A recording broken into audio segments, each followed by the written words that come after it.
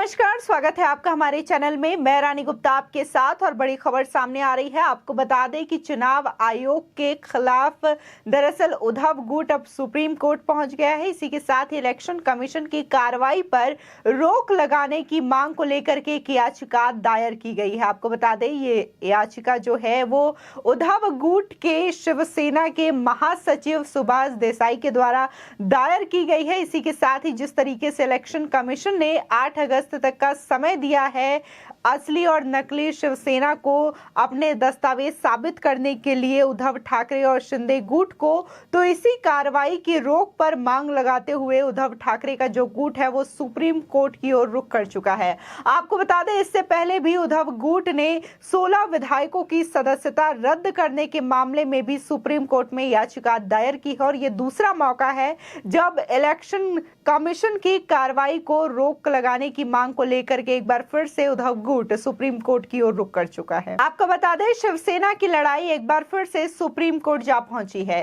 कई याचिकाओं के बीच उद्धव ठाकरे के गुट ने सुप्रीम कोर्ट में एक अलग याचिका लगाते हुए चुनाव आयोग की उस कार्रवाई पर रोक लगाने की मांग की है, जिसमें एकनाथ शिंदे गुट ने चुनाव आयोग से उनके गुट को असली शिवसेना गुट की मान्यता देने की मांग की है।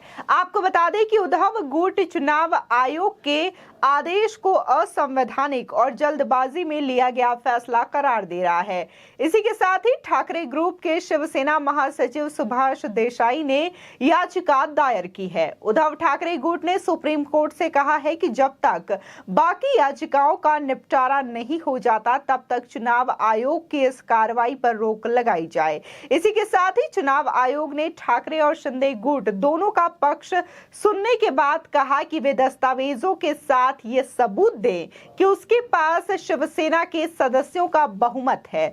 साथ ही चुनाव आयोग ने उद्धव ठाकरे गुट को महाराष्ट्र के सीएम एकनाथ शिंदे के गुट द्वारा लिखा गया पत्र और शिंदे गुट को उद्धव ठाकरे गुट के द्वारा लिखा गया पत्र भी भेज दिया है। दोनों गुटों से आयोग ने 8 अगस्त को दोपहर 1 बजे तक जवाब मांगा है। इसी के साथ ही शिवसेना पर दावेदारी कर रहे दोनों गुटों से आयोग ने उनके समर्थक विधायकों व सांसदों के अलावा संगठनात्मक इकाइयों से समर्थकों के हस्तलिपि पत्र भी मांगे हैं।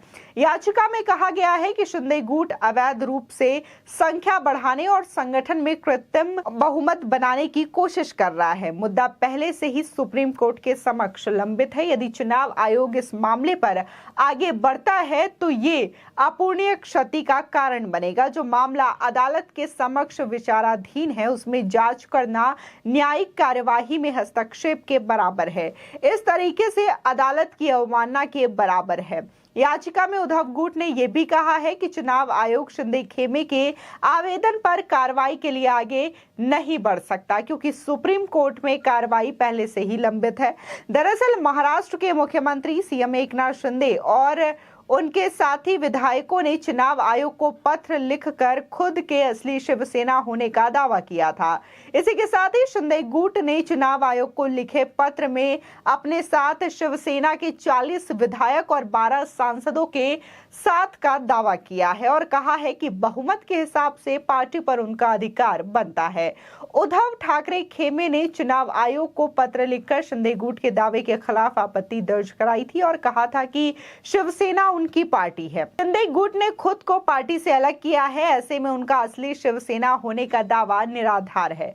उद्धव गुट वाली शिवसेना के महासचिव सुभाष देसाई की ओर से सुप्रीम कोर्ट में ये याचिका दायर की गई है और देखना होगा कि अब सुप्रीम कोर्ट इसको लेकर के क्या फैसला सुनाती है। हालांकि अगर जो पहले याचिका दायर की गई है उद्धव गुट के द्वारा उसकी बात करें तो फिलहाल के लिए सुप्रीम कोर्ट ने इस याचिका को लंबित कर दिया है। इस पे रोक लगा दी गई है सुनवाई को लेकर के, जो 16 विधायकों की सदस्यता को रद्द करने के मामले में थी। तो वही एक बार फिर से एक नई याचिका लेकर के उद्धव गुट सुप्रीम कोर्ट में पहुंच गया है, जिसमें कि उसने चुनाव आयोग के द्वारा की जा रही कार्रवाई पर रोक लगाने की मांग की है। और इसी के साथ ही ये भी याचिका में कहा गया है कि जो शिंदे गुट के तमाम विधायक और सांसद शिंदे खेमे में शामिल हुए हैं उन्होंने शिवसेना छोड़ करके उनकी साथ मिले हैं। इसलिए जिस तरीके से शिंदे जो हैं पार्टी में ये दावा कर रहे हैं कि शिवसेना उनकी है, तो ये निराधार है, इसका कोई आधार नहीं बनता। इसी के साथ ही अगर चुनाव आयोग की बात करें तो चुनाव आयोग को एकनाथ शिंदे ने लेटर लिखा था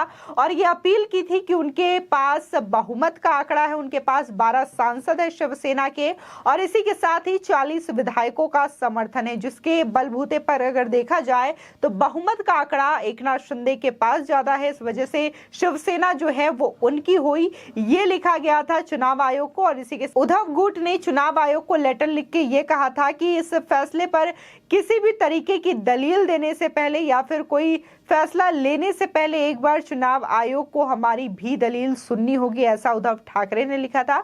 इसी के साथ ही दोनों ही गुटों को, यानी कि उद्धव ठाकरे और एकनाथ शिंदे दोनों ही गुट को 8 अगस्त तक का समय चुनाव आयोग की ओर से दिया गया है कि वो दोनों ही जिस तरीके से शिवसेना पार्टी को लेकर के दावा कर रहे हैं उसके दस्तावेज जो है वो चुनाव आयोग को 8 अगस्त दोपहर 1 बजे से पहले उनको जमा करना होगा, जिसके बाद चुनाव आयोग इस फैसले पर पहुंच सकती है। लेकिन उससे पहले ही उद्धव गुट अब सुप्रीम कोर्ट की ओर रुख कर चुका है और देखना होगा कि अब सुप्रीम कोर्ट इस पर क्या फैसला सुनाती है। आपको बता दें, जिस तरीके से एकनाथ शिंदे ने इलेक्शन कमीशन में लिखे पत्र में यह दावा किया था कि 40 विधायकों का समर्थन उनके साथ है और इसी के साथ ही 12 सांसदों का समर्थन भी उनके पास है, तो जो बहुमत का आंकड़ा है वो शिंदे गुट के पास ज्यादा है।